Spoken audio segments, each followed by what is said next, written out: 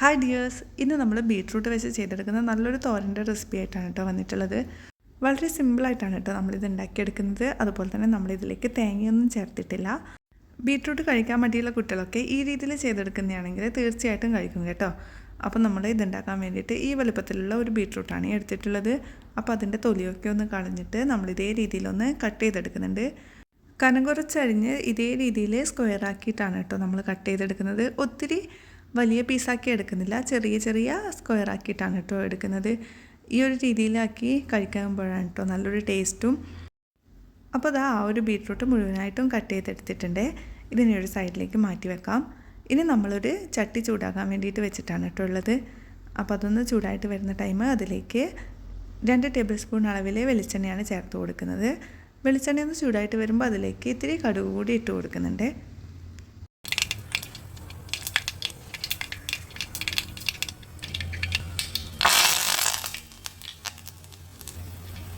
കടുകും കറിവേപ്പിലയൊക്കെ ഒന്ന് പൊട്ടിക്കഴിഞ്ഞ് കഴിഞ്ഞാൽ നമ്മളതിലേക്ക് അരിഞ്ഞു വെച്ചിട്ടുള്ള ആ ഒരു ബീട്രൂട്ട് കൂടെ ചേർത്ത് കൊടുക്കുന്നുണ്ട്.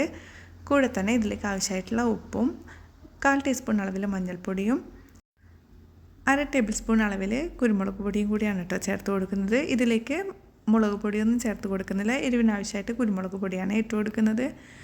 ഇനി കുരുമുളക് പൊടിയുടെ ടേസ്റ്റ് ഇഷ്ടമില്ലാത്തവരാണെന്നുണ്ടെങ്കിൽ മുളക് പൊടി വെച്ചിട്ട് നമുക്ക് ചെയ്തെടുക്കാം. അപ്പോൾ അത് മൊത്തത്തിലൊന്ന് മിക്സാക്കി എടുക്കുന്നുണ്ട്. അതിനുശേഷം നമ്മളിതിലേക്ക് 1/4 കപ്പ് അളവിൽ വെള്ളം ഒഴിച്ചിട്ട് ഇതൊന്ന് വേവിച്ചെടുക്കാൻ കേട്ടോ ചെയ്യുന്നത്.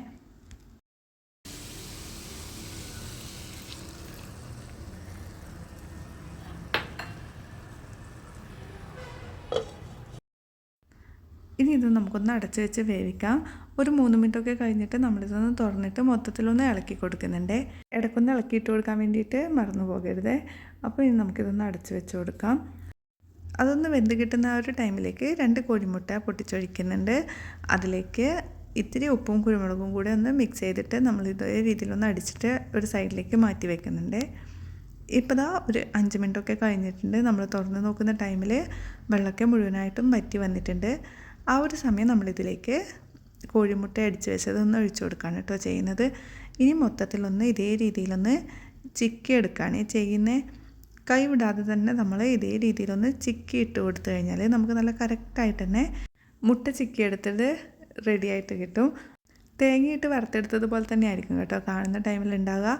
പക്ഷേ കഴിക്കാൻ നല്ല ടേസ്റ്റുമാണ്. ബീട്രൂട്ട് വറുപ്പൊക്കെ കഴിക്കാൻ മടിയുള്ള കുട്ടികൾക്ക് ഈ രീതിയിലൊക്കെ ചെയ്ത് കൊടുക്കുകയാണെങ്കിൽ തീർച്ചയായിട്ടും കുട്ടികൾക്കൊക്കെ ഇഷ്ടപ്പെടും കേട്ടോ. മുട്ടയൊക്കെ ചേർത്ത് വറുത്തെടുക്കുന്നത് കൊണ്ട് തന്നെ നല്ലൊരു ഫ്ലേവറിലായിരിക്കും കേട്ടോ ഉണ്ടാവുക. അപ്പോൾ ഇത്തിരി ടൈം തന്നെ നമ്മൾ ഇതേ രീതിയിലൊന്ന് ചിക്കി എടുക്കാൻ വേണ്ടിയിട്ട് ശ്രദ്ധിക്കണേ. അപ്പം മൊത്തത്തിലൊന്ന് ഇതേ രീതിയിലായിക്കഴിഞ്ഞാൽ നമുക്ക് ഫ്ലെയിം ഓഫ് ചെയ്തിടാം. അപ്പോഴേക്കും ഇതാ നമ്മുടെ ഈ ഒരു ബീട്രൂട്ട് തോരൻ ഇവിടെ റെഡി ആയിട്ടുണ്ടാകും കേട്ടോ. അപ്പോൾ ഇതാ ഇത്രയേ ഉള്ളൂ. വളരെ സിമ്പിളായിട്ട് നമുക്ക് ഉണ്ടാക്കിയെടുക്കാൻ വേണ്ടിയിട്ട് പറ്റും. ഇന്നത്തെ ഈ ഒരു വീഡിയോ എല്ലാവർക്കും ഇഷ്ടമായെന്ന് കരുതുന്നു. വീഡിയോ കണ്ട് ഇഷ്ടമാവുകയാണെങ്കിൽ ലൈക്ക് ചെയ്യാനും സബ്സ്ക്രൈബ് ചെയ്ത് സപ്പോർട്ട് ചെയ്യാനൊന്നും മറക്കരുതേ. അപ്പോൾ മറ്റൊരു നല്ലൊരു വീഡിയോ ആയിട്ട് വീണ്ടും കാണാം. താങ്ക്